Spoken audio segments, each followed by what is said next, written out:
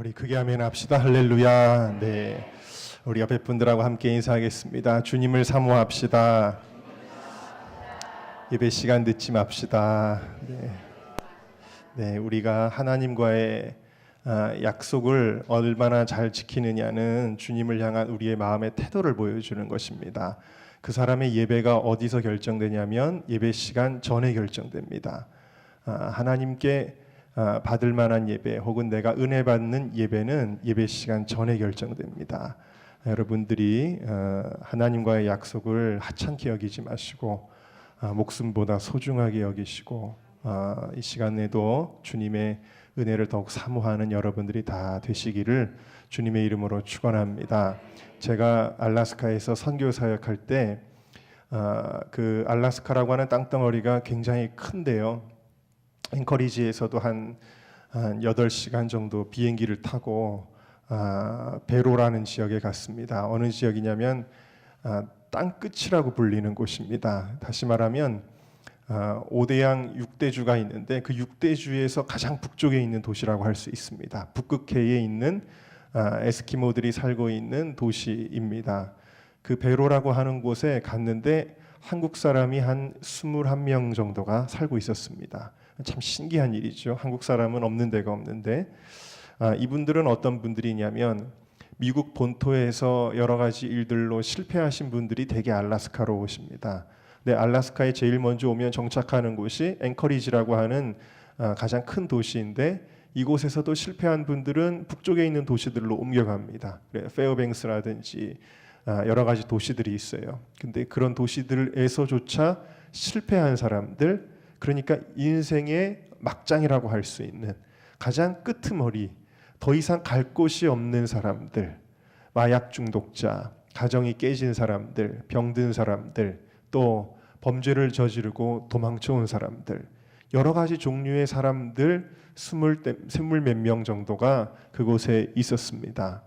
여러분들이 생각할 때 그들의 예배가 어땠을까요?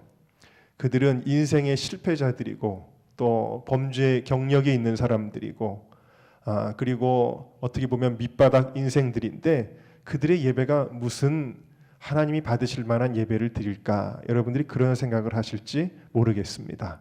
그러나 여러분, 제가 그곳에서 그들과 함께 드렸던 예배는 이 지구상 어느 화려하고 어느 정말 멋지고 수많은 군중들이 모여있는 예배보다도 하나님께서 더 받으실 만한 예배를 드렸습니다.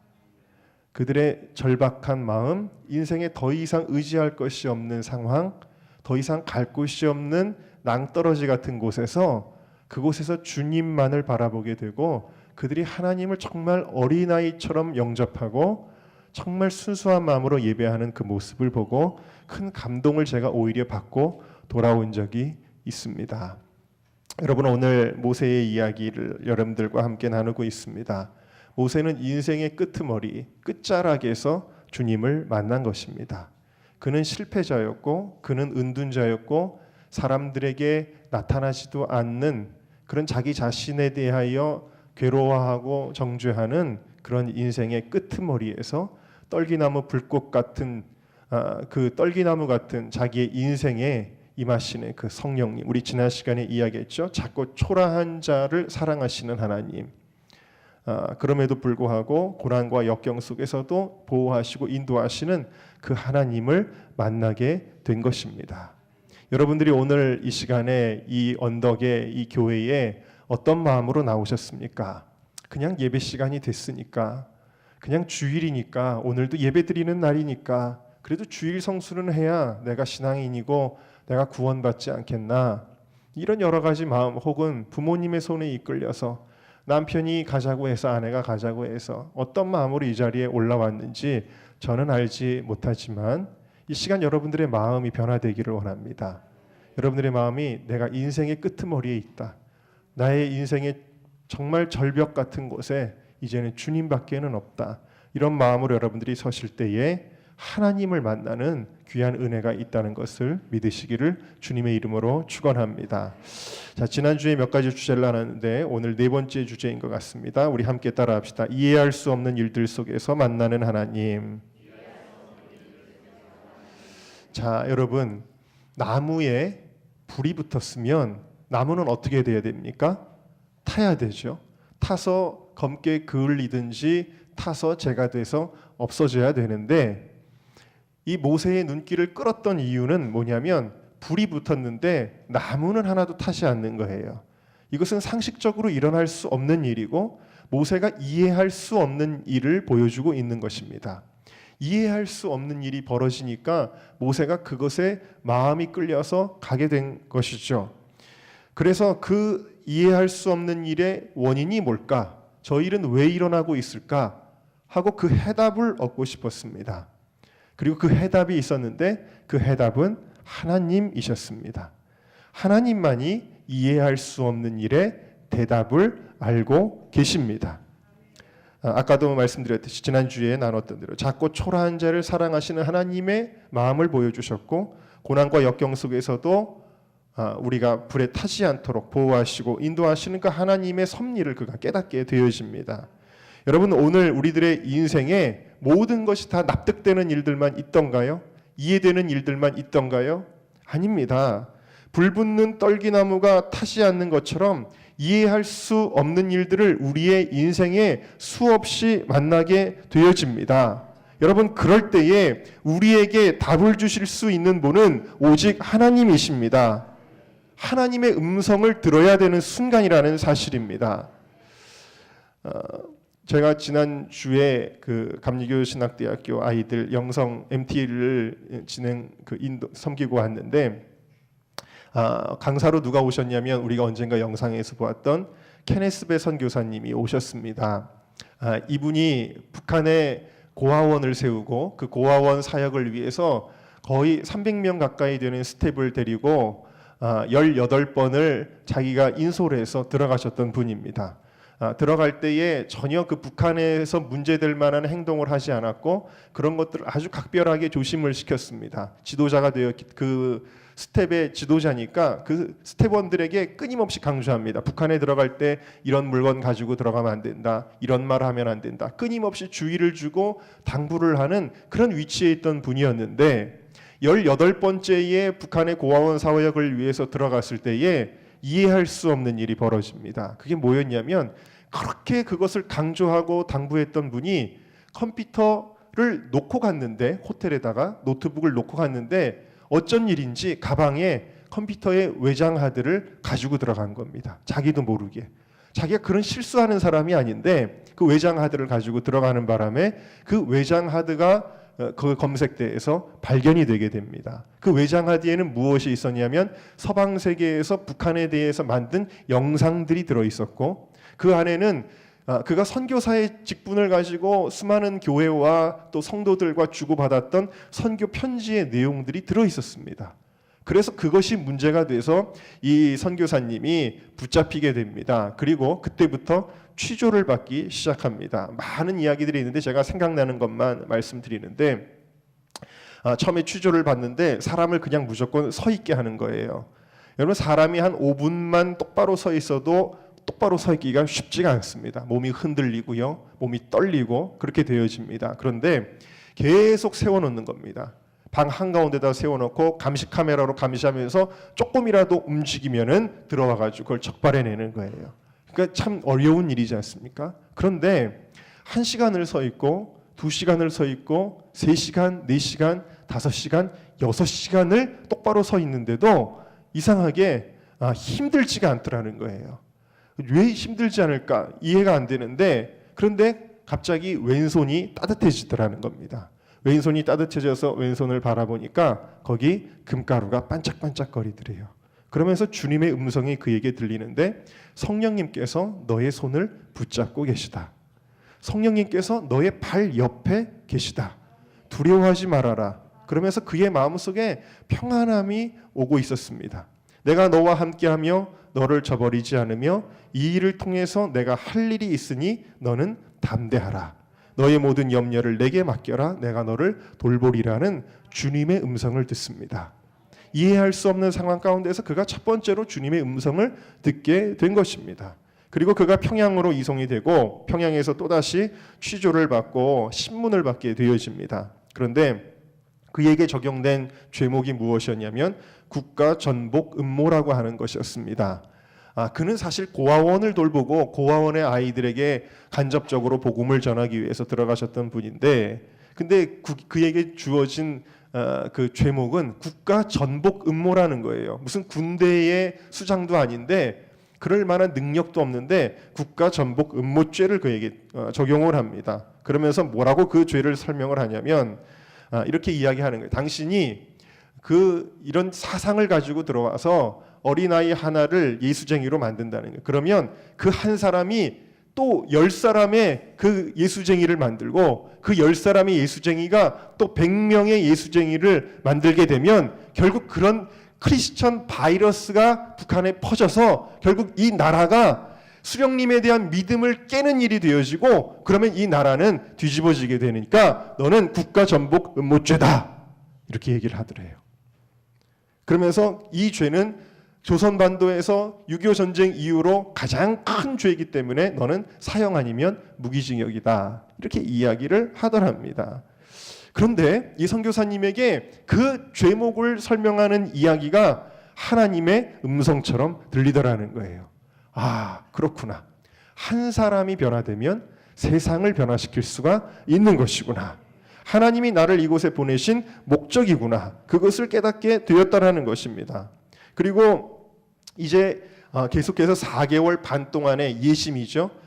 재판의 판결을 내리기까지 4개월 동안의 예심 과정을 하는데, 물론 말로 표현할 수 없는 많은 어려운 일들이 있었지만 그 어려운 과정 가운데서도 그래도 다행히 그 성경책을 주더래요. 자기가 가져갔던 성경책을 주고, 또 아내가 미국에서, 이분이 이제 미국 교포인데 미국에서 보내준 또 성경책을 받게 되고, 그러면서 거기서 할 수 있는 일은 오직 성경 보고 찬송하고 기도하는 일밖에 없었대요. 그분이 고백하기를 자기가 미국에 있을 때보다 그 평양에서 취조받으면서 그 시간 동안에 성경 읽은 게 더 많은 것처럼 느껴졌다 그래요. 그러면 그렇게 하면서 거기서 계속해서 찬양하고 말씀을 읽고 기도를 하는데, 또다시 그에게 죄목이 뭐라고 주어지냐면 너는 북한에 기도의 집을 세우려고 한 것이다. 아마 선교 편지들을 보면서 그런 거를 또 뽑아냈나 봅니다. 너는 북한에 기도의 집을 세우려고 한 것이다. 그런데 가만히 보니까 무슨 교회 건물을 세우지도 않았고 선교센터를 지은 것도 아니지만 자기가 그 취조를 받으면서 그 취조실에서 매일 하고 있는 게 말씀 보고 찬양하고 기도하고 있는 거예요. 그렇군요. 주님, 내가 여기서 예배하고 있군요. 주님, 여기가 주님의 기도센터입니다. 그러면서 이제 계속 기도를 하는데 하나님이 환상을 보여주십니다. 어떤 환상을 보여주셨냐면 김일성 광장에 북한의 청년들과 남한의 청년들, 그리고 세계 각국에서 온 청년들이 하나님 앞에 찬양하고 예배하는 환상을 그에게 보여주시게 되어지는 것입니다. 그러면서 점점 이해할 수 없는 일들 가운데서 되어지는 일들이 하나님의 음성을 들으면서 풀려나기 시작하는 겁니다. 그러더니 그 예심의 과정이 끝날 때에 하나님의 음성이 또 들려오는데 너에게 다니엘의 새 친구의 믿음이 필요하다, 이런 음성이 들리더래요. 그래서 무슨 생각을 했냐면 내가 집에 못 돌아가는구나. 다니엘의 새 친구의 믿음이 필요하다고 하는 걸 보니 내가 집에 못 돌아가는구나. 그런데 너무나 집에 가고 싶은 거예요. 얼마나 집에 가고 싶었겠습니까? 얼마나 무섭고 힘든 곳에서 갇혀 있는데 얼마나 집에 가고 싶었겠습니까? 그래서 주님 앞에 기도를 해야 되는데, 주님, 제가 여기 남는 것이 하나님의 뜻입니까? 하고 주님께 기도를 해야 되는데 이 기도를 3주 동안을 못했대요. 그 기도를 해야 된다는 걸 알면서도 주님, 제가 여기 남는 것이 하나님의 뜻입니까? 라는 기도를 3주 동안을 못했대요. 그 이유는 맞다, 네가 거기 있는 것이 내 뜻이다 라고 주님이 맞다고 하실까 봐 그 기도를 못했대요. 그런데 이분이 이제 거기서 이제 병을 얻게 되고, 그래서 이제 병원에 이제 입원하게 되고 그랬는데 그 병원 침대에서 마침내 3주 만에 하나님 앞에 기도합니다. 주님, 제 마음 아시지요? 집에 가고 싶습니다. 그러나 제 뜻대로 마옵시고 주님의 뜻대로 하옵소서. 저를 사용하여 주옵소서. 그랬더니 주님께서 그에게 이렇게 말씀하셨다 그래요. 네가 나를 사랑하느냐? 베드로에게 물으셨던 것처럼 네 주님, 제가 주님을 사랑합니다. 그러면 내 양을 먹이라. 내가 너를 이곳에 선교사로 보냈다. 죄수가 아닌 아들로 내가 보냈다. 어둠이 아닌 빛으로 너에게 보냈다. 그 순간부터 그를 감시하고 그를 취조하고 그에게 조서를 작성하고 그를 만나는 그 북한 사람들이 있었는데 한 30명 정도가 있었는데 그 사람들이 자기를 괴롭히고 억압하는 사람으로 보이는 것이 아니라 주님께서 내게 맡겨주신 어린 양들로 보이기 시작했다라는 사실입니다. 그래서 그가 이제 그 강제 노동 교화소죠. 정말 새벽부터 심야까지 죽어라고 일만 시키는 곳입니다. 정말 죽을 수밖에 없는 고통이 주어지는 그런 노동 교화소에 그가 억류가 되는데 735일 동안 억류가 돼요, 이분이. 근데 735일이니까 2년이 넘는 시간이죠. 여러분, 저도 훈련소에 군대 훈련소 갔을 때 겨우 몇 달인데도 불구하고 이 훈련 언제 끝나나 너무너무 답답했는데 노동교화소 비교할 수 없이 더 힘든 곳인데 735일을 있는데 이곳에서 처음에는 그분의 수영 번호가 103번이었대요. 처음에는 103번 그러면 네 하고 벌떡 일어나야 되는 거예요. 그런데 어린 양을 돌보는 마음으로 그분이 한 분 한 분을 대하다 보니 나중에 어떤 역사가 일어나냐면 103번이라고 부르던 사람들이 목사님 부르기 시작합니다. 그리고 사람들이 보지 않을 때 한 사람씩 찾아와서 그들의 고민을 이야기합니다. 그들의 상처를 이야기하고 그들의 문제를 이야기하면서 죄수의 신분으로 들어갔던 이 케네스벤 목사님께서 나중에는 그들을 돌보고 그들을 지도하고 그들을 인도하는 목자의 역할을 강제노동 교화소에서 하게 되었다라는 놀라운 사실이에요. 마지막에 다 내려놓고 그냥 거기서 선교의 사명을 감당하고 있는데 드디어 하나님께서 말씀으로 그가 다시 집에 돌아간다는 것을 알려주셨는데 그가 돌아갈 수 있었던 많은 원인은 그 케네스베 선교사님을 잊지 않고 미국에 있는 수많은 한국교회 교인들이 수많은 편지들을 보냈어요. 이 편지들의 압박에 의해서 정치적인 그런 논리가 작용을 해서 결국에는 북한에서 손을 들고 이 목사님을 석방하게 되었는데 봐라, 사람들이 너를 잊지 않았다. 그러면서 그것은 내가 너를 잊지 않았기 때문이다.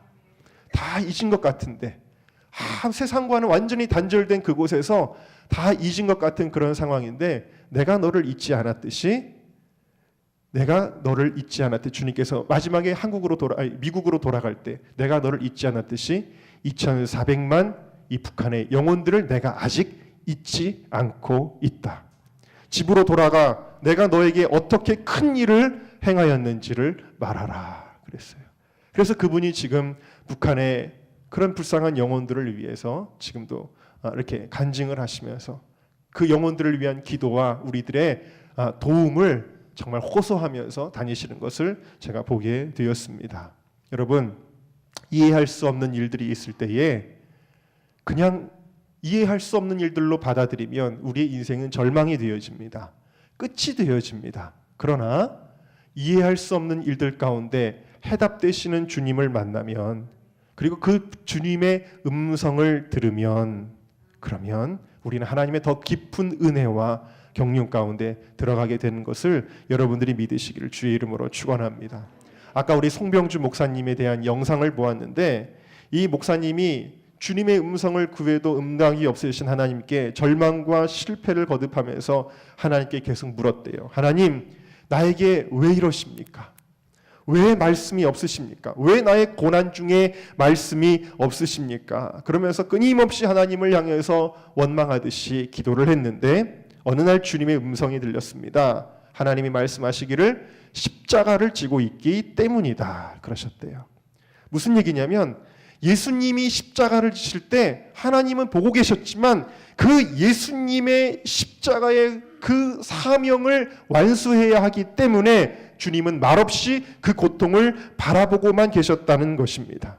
예수님 혼자 그 십자가를 져야 했기 때문에 예수님에게 사명이 있으셨기 때문에 십자가를 지는 동안은 아무 말씀이 없으셨다라는 거예요. 왜 내 인생 가운데 하나님 침묵하시나요? 그 이유는 내가 주님께서 주신 십자가를 지고 있기 때문이구나. 그러나 주님이 안 계신 것이 아니라 그래서 주님이 나와 함께하고 계신 것이구나 깨달았다는 사실입니다. 여러분, 순간순간 주님의 음성을 깨닫고 주님의 음성을 들을 수 있는 여러분들이 다 되시기를 주님의 이름으로 축원합니다. 주의 음성을 내가 들으니 사랑하는 말일세. 믿는 마음으로 주께 가오니 나를 영접하소서. 내가 지금 십자가 앞에, 내가 지금 십자가 앞에 더 가까이 가오니 구세주의 흘린 보배 피로써 나를 정케 하소서.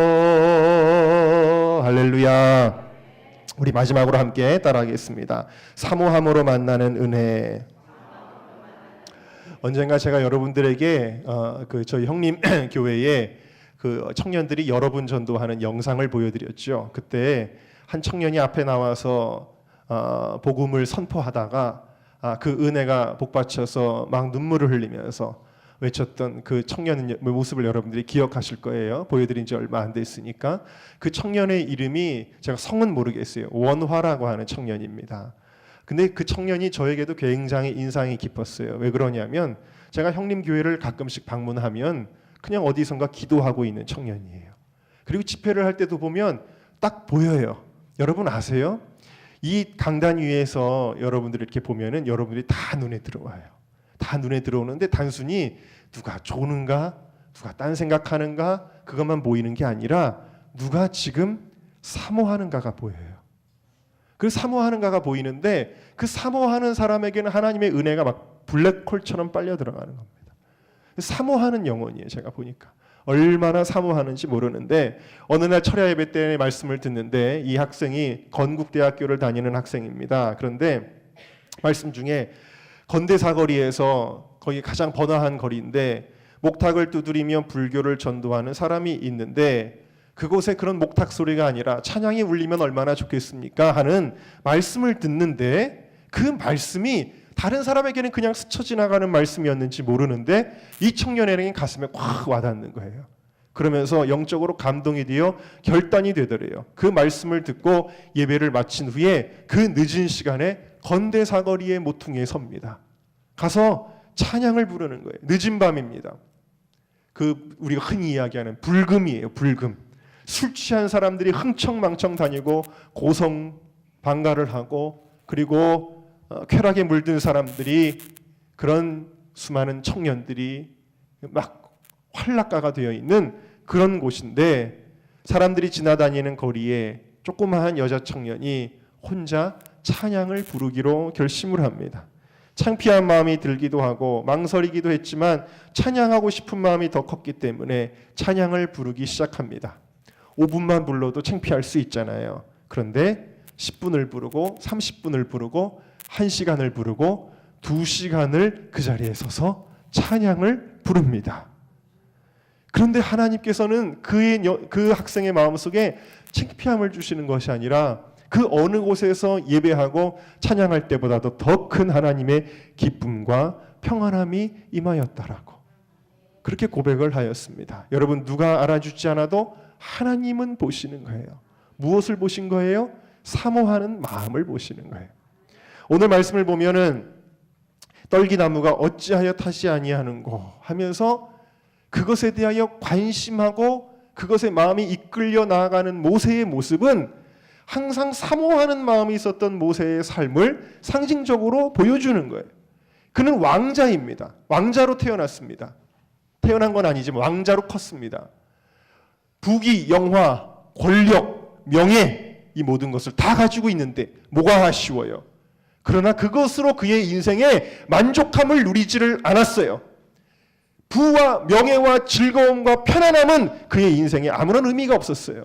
그에게는 한 가지 소원이 있었는데 하나님 나라, 자기의 백성, 주님의 백성, 고통받고 있는 이 백성의 구원, 내가 무엇을 할 것인가가 그의 마음에 뜨겁게 타오르게 되어집니다. 다만 방법을 몰랐어요. 방법을 몰라서 내 힘으로 뭔가 해보려고 뛰어나갔다가 결국 사람만 때려 죽이고 그는 실패자가 되었던 것입니다. 그는 그 마음속의 소원을 가슴에 묻어두고 광야에서 40년을 살았는데요. 그러나 하나님은 잊지 아니하셨어요. 그 모세의 마음 가운데 있는 사모함, 의에 줄이고 그 목마른 마음을 주님은 받으셨던 것입니다. 방법을 몰랐던 모세에게 이제 네 마음은, 네 중심은 내가 아는데 이제는 너의 방법이 아니라 나의 방법으로 내가 너를 사용하겠다라고 그를 부르셨던 것입니다. 하나님을 만난 가장 큰 이유는 그의 마음의 사모함이에요.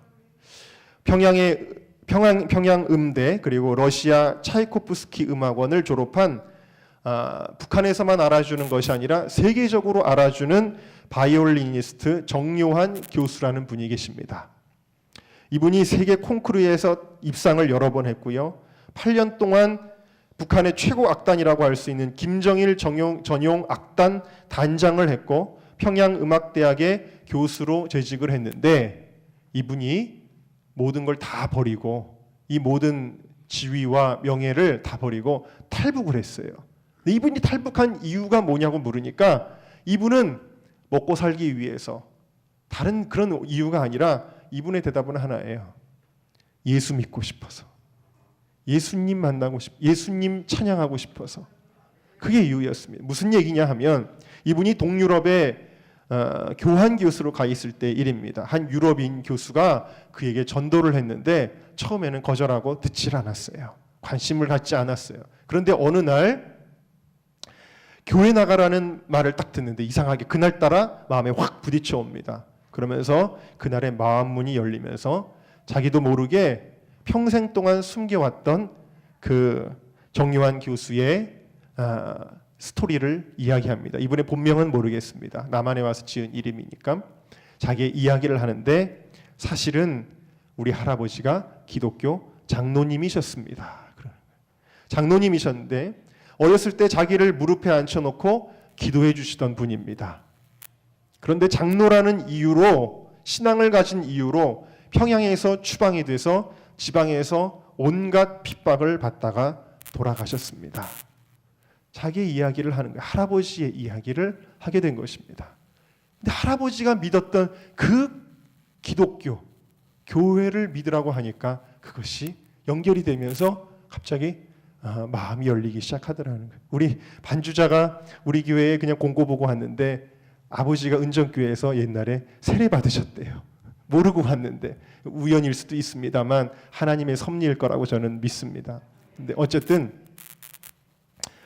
할아버지 이야기를 떠올리면서 마음속에 뭐가 생기냐면 사모함이 생겼어요. 사모함이 생기는데 교회를 가고 싶다. 교회 가면 안 되잖아요. 큰일 나잖아요. 그런데 교회 가고 싶다. 그래서 발걸음을 교회로 옮기게 됩니다.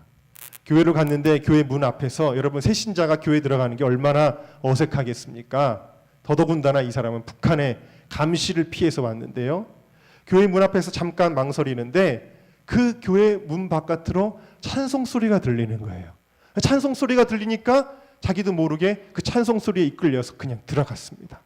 앉아서 예배를 드리는데 찬송의 음률과 선율과 그 가사가 들리는데 그의 마음에 그렇게 큰 감동을 줄 수가 없는 거예요. 갑자기 그의 마음이 확 열리며 가슴이 뜨거워지면서 눈물이 나오고 콧물이 범벅이 되고 엄청나게 울음을 쏟기 시작합니다. 그리고 그의 마음을 100% 뒤집어 놓는 말씀을 듣게 되는데 진리를 알지니 진리가 너희를 자유롭게 하리라 라는 말씀을 들으면서 큰 감동을 받게 됩니다. 그의 사모하는 마음이 처음에 이만했다면 점점 사모하는 마음이 더 커집니다. 주님을 더 알고 싶다. 우리 할아버지가 믿었던 그 하나님을 더 깊이 만나고 싶다. 점점 더 커져요. 그러더니 매주 예배를 나가는 거예요. 매주. 그러다 결국 발하게 되었습니다. 그리고 탈북을 하게 되었습니다. 탈북해서 내려와서 남한에 내려와서 하나님 앞에 자기가 가진 것, 음악하는 은사니까 그걸로 바이올린 연주로 하나님께 영광을 돌리고 싶은 또 사모함이 생겼어요. 그런데 한 10만 원 정도가 돈이 자기 주머니에 10만 원 정도가 있는데 그걸 준비해가지고 예술의 전당 앞에 있는 한 악기점에 들어갔습니다. 악기점에 들어가서 이것저것을 돌아보다가 마음에 드는 바이올린이 있어서 한번 연주를 해보고 이 바이올린이 얼마냐고 물었습니다. 그랬더니 300만 원이라 그러는 거예요. 비싸구나. 내가 가진 돈으로는 어림도 없구나. 그리고 그 바이올린을 내려놓고 힘없이 뒤돌아서는데 기적이 일어납니다. 하나님께서 그 주인의 마음을 감동시켜 주셨나 봐요. 사장님이 갑자기 부르더니 이 바이올린 제가 선물로 드릴 테니까 가져가십시오. 그러더라는 거예요. 그래서 엄청 감사하는 마음으로 그 바이올린을 가져와서 하나님을 찬양하는 것, 마음껏 찬양하는 일을 하게 되어집니다. 그리고 자기처럼 탈북한 피아니스트 김예나라고 하는 집사님을 만나는데 이 집사님도 역시 순교자 집안의 그런 후손이었습니다. 그래서 믿음의 가정을 꾸리고 바이올린, 피아노 연주 그리고 간증으로 예수님을 증거하고 탈북민들이 정착하도록 그런 돕는 일들을 하게 되어집니다. 이분이 이야기하는데 제가 북한에 있을 때는 김정일 음악단 단장, 교수 등 직함이 많았지만 남한에 온 뒤에 제게 제일 귀하고 소중한 것이 있습니다. 그것은 제가 집사를 받은 것입니다. 그렇게 고백을 해요, 이분이. 왜냐하면 이것은 하나님께서 저에게 주신 것이기 때문입니다.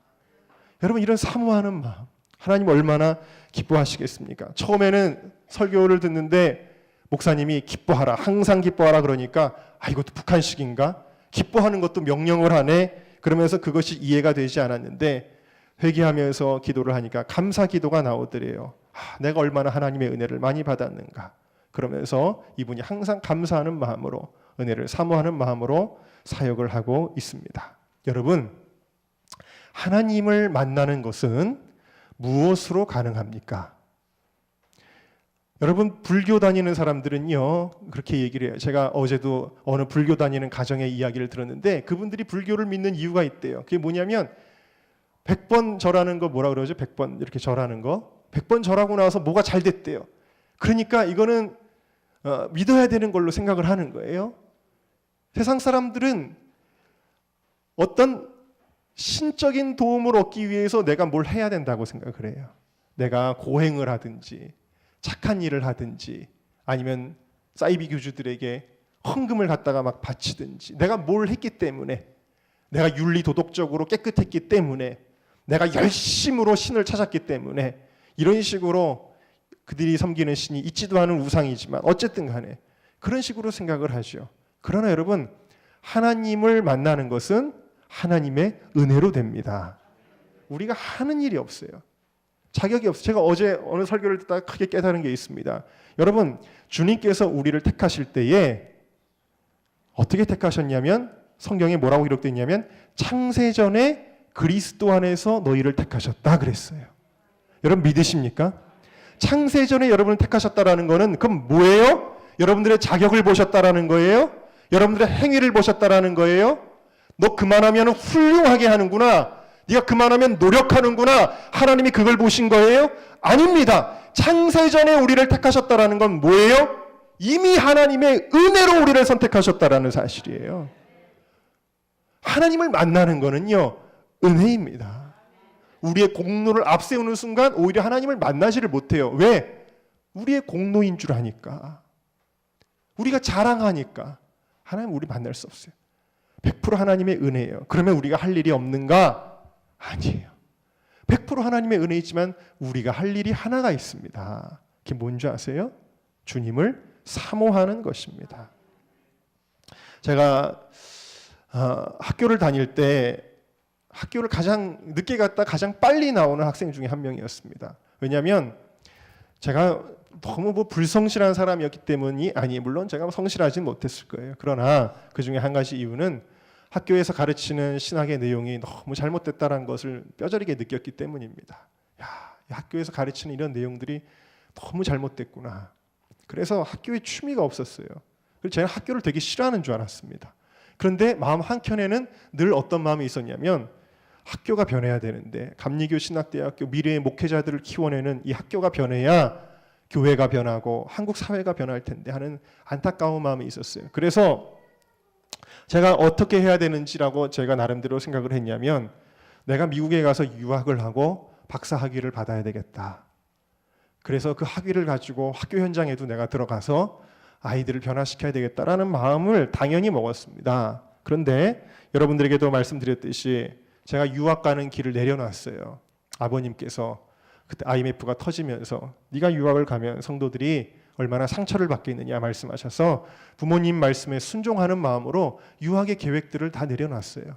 저는 사실 학교 다닐 때만 해도요, 제가 친구들 중에서 그래도 영어도 제일 잘하는 편이었는데 나중에는 뭐 제가 공부를 안 했으니 오히려 친구들보다도 뒤처졌죠. 미국에서 공부한 친구들은 신학 공부도 했고 박사학위도 따고 영어도 잘하고 그런 역전이 되게 됩니다. 저는 다 내려놨으니까요. 그런데 여러분, 하나님 참 놀라우신 분이세요. 하나님은요, 미국에서 7년, 8년, 9년 공부해서 겨우 학위 따가지고 돌아오는 친구들은요, 아직 목회 자리도 제대로 정착하지 못해서 어려움을 겪는데, 저는요, 목회도 하고 또 청년 사역도 하고 하나님이 학위도 없는데, 박사학위 근처도 못 가봤는데 하나님이 저를 학교로 보내셨어요. 놀라운 일이에요. 지나고 나니까 놀라워요. 학교에 갔는데 역시나 아이들을 만나는데 너무 안타까웠습니다. 너무 안타까웠다는 거예요. 얼마 전에 제가 맡고 있는 반의 반장인 아이가 저한테 그러는 거예요. 뭐라 그러냐면, 교수님이 자꾸 말을 이상하게 해가지고 동성애를 죄라고 생각하면 안 된다는 걸 가르친다라는 거예요, 교수님이. 그러면서 그걸 자기가 가르친 내용을 확인하려고 했는지 학생들에게 손을 들어보라 그러더래요. 그러면서 아직도 동성애가 죄라고 생각하는 사람 손 들어보라. 그러니까 그 한 100명 정도 되는 아이들 중에서 한 10명이 손을 들더래요. 10명이. 근데 그 10명 손 든 것, 자기도 손을 들었는데 그 교수님의 시선과 주위의 시선이 얼마나 따가운지 민망하더라는 거예요. 안타까운 일이죠, 여러분. 신학교에서 벌어지는 일입니다. 너무 안타까운 거예요. 그래서 그 아이들에게 정말 제가 마음속에 정말 목요일 날은 정말 아침 일찍 학교를 갑니다. 그래서 그날 하루가 피곤한 날이에요. 아이들을 위해서 준비하고 가고 이러다 보면은 거의 잠도 자지 않고 가서 하는데, 마음속에 한 가지 제 마음속에 사모하는 게 있는 거예요. 그게 뭐냐면, 내가 맡은 아이들 통해서 학교가 변화됐으면 좋겠다. 이 아이들부터 변화됐으면 좋겠다. 그 사모함이 있었습니다. 그런데 이제 지난주에 목요일 날 2학년 전체 MT, 2학년 200명의 아이들이 모여서 영성 MT를 했습니다. 영성 MT를 하는데 참 이상하죠. 제가 막내예요. 그 교수진 중에서 제가 막내인데 저한테 그걸 진행하고 프로그램을 계획하고 또 기도회까지 인도하는 일을 저에게 맡겼는데 처음엔 부담스러웠어요. 왜? 선배님들 계시는데 저 녀석 뭔데 갑자기 제가 나와서 하지? 이럴 수 있거든요. 그 분위기란 게 있어요. 그런데도 불구하고 제가 순종했어요. 순종했던 이유는 그 사명감이 있었기 때문입니다. 내가 이 시간을 그냥 헛된 시간으로 만들지 않고 아이들이 하나님 만나는 시간으로 만들어야 되겠다라는 마음의 소원이 있었어요. 그래서 그 소원을 가지고 임했는데, 처음에 이제 예배를 드리고 그 다음에 뭐 레크레이션을 하고 그 다음에 장기자랑을 하는데, 이 장기자랑 순서들이 너무 길어졌어요. 길어져서 저는 마지막 20분 주어진 기도의 시간을 굉장히 중요하게 여기고 있었는데, 너무 시간들이 자꾸 오바되고 늦어지다 보니까 학생들도 너무 늦어서 집이 먼 학생들은 다 가라 그랬어요. 그러다 보니까 200명 중에서 한 100명 정도밖에는 남지를 않았습니다. 100명밖에 남지를 않았는데 시간이 너무 오바가 돼가지고 마지막에 기도회를 할 수가 없는 거예요. 그래서 그냥 기도만 하고, 기도 한 번 그냥 형식적으로 세레모니식으로 하고 그냥 마무리를 해야 되겠구나, 이런 생각을 하게 됐습니다. 제가 준비한 기도문이 있었어요. 불을 끄고 학생들과 함께 기도문 세 가지를 같이 그냥 읽었어요. 그리고 마지막에 기도를 해야지, 그래서 다 같이 우리 주여 한번 부르고 기도합시다. 그리고서 마무리 기도를 하는 거예요. 여러분, 되게 기도에 불이 막 붙을 때 말씀을 통해서 은혜를 받았든지 찬양을 통해서 마음 문이 열렸든지 막 그래야 될 거 아니에요? 그런데 전혀 그게 아니에요. 조금 전까지 장기 자랑하고 웃고 떠들고 너무 시간이 늦어져서 지루하고 지친 상태인데 무슨 기도가 되겠어요? 빨리 집에 가고 싶은 마음뿐이잖아요. 그런데 여러분, 이상한 일이 일어났습니다. 그냥 주여 한번 부르고 기도하는데 걷잡을 수 없는 기도의 불이 임하였어요. 어느 정도냐면 기도 제목을 끊어야 되는데 끊어지지가 않는 거예요. 청년들이 앞에 청년들이 나와가지고 콘크리트 바닥에 다 무릎을 꿇었습니다. 근데 막 학생들이 그 냉랭하고 정말 차가웠던 그 학생들이 오열을 하면서 눈물을 흘리면서 기도의 불이 붙기 시작하는데, 이거는요 제가 속으로 이렇게 생각했어요. 이상하다. 이상하다. 왜 이 청년들이 기도를 하지? 왜 이 학생들이 이렇게 기도를 하지? 이상하다. 이상하다. 하나님의 은혜이구나. 하나님의 은혜이구나. 여러분, 무슨 제가 감동적인 멘트를 날린 것도 없어요. 어떤 감동적인 장치 음악을 뒷받침한 것도 없어요. 근데 기도가 막 일어나는 거예요. 나중에 교수님들이 이야기하는데 그 기도 끊지 않았으면 밤새도록 기도했을 거라고. 그 정도로 기도를 막 하는 거예요. 엄청나게 은혜를 받고 교수님들도 은혜를 받고 잠깐 하고 말 기도가 그래도 상당한 오랜 시간 동안 기도회가 진행이 되게 되었습니다. 기도회를 다 마치고 나서 제게 한 가지 궁금한 점이 있었습니다. 왜 그랬을까? 도대체 뭐 그렇게 잘한 게 없는데, 뭘 기도를 할 만한 그런 요건들이 전혀 없었는데 왜 그렇게 기도를 했을까? 그렇다고 해서 뭘 특별히 열심히 준비한 것도 아닌 것 같은데 왜 그랬을까? 그랬는데 하나님이 깨닫게 해주신 것이 있었어요. 그게 뭐였냐면, 저뿐만 아니라 몇 명 교수님들 가운데 저와 똑같은 마음을 가진 분들이 있었습니다. 근데 하나님께서 그 사모하는 마음을 받으셨다라는 거예요. 학생들이 하나님을 만나기를 정말 사모했기 때문에, 그래서 내가 그 사모함을 받았기 때문에 전혀 기도가 될 수 없는 상황인데 내가 그들에게 성령을 부어주었다라는 감동을 저에게 주셨습니다. 여러분, 오늘 우리는 이러한 사모함을 가지고 계십니까? 이번 주 우리가 수련회를 갑니다. 그런데 제 마음속에 안타까운 마음이 하나가 있습니다. 우리 성도님들이 과연 하나님을 만나기를 사모하는가? 가서 즐거운 시간 보내는 것도 좋지요. 재미있는 추억거리를 만드는 것도 좋지요. 그러나 여러분, 하나님을 만나면 그런 즐거움은 즐거움이라고 느껴지지도 않을 정도의 기쁨이 오는 것입니다. 하나님을 만나는 기쁨, 진리를 알지니 진리가 너희를 자유케 하는 그 해방감과 즐거움, 여러분들을 얽매고 있던 그 모든 죄악의 사슬들, 고통의 사슬들이 끊어지는 그 기쁨, 그걸 어디다가 비교를 해요? 하나님을 만나지 않으면 안 돼요. 하나님 하나만 보세요. 사모하는가? 여러분, 이 사모함으로 주님 앞에 나아가는 여러분들이 되시기를 주님의 이름으로 축원합니다. 우리 다 같이 두 눈을 감고 함께 기도하기를 원합니다. 내가 지금 십자가 앞에 더 가까이 가오니 구세주의 흘린 보배 피로써 나를 정케. 우리 주님의 십자가를 향해서 두 손을 높이 들고 찬양합니다. 내가 매일 십자가 앞에, 내가 매일 십자가 앞에 더 가까이 가오니 구세주의 흘린 보배 피로써 나를 정케 하. 우리 주여 한번 부르고 다 같이 통성으로 기도하겠습니다. 주여, 하나님의 은혜를 감사합니다. 오늘 이 시간에도 주님의 은혜를 사모하는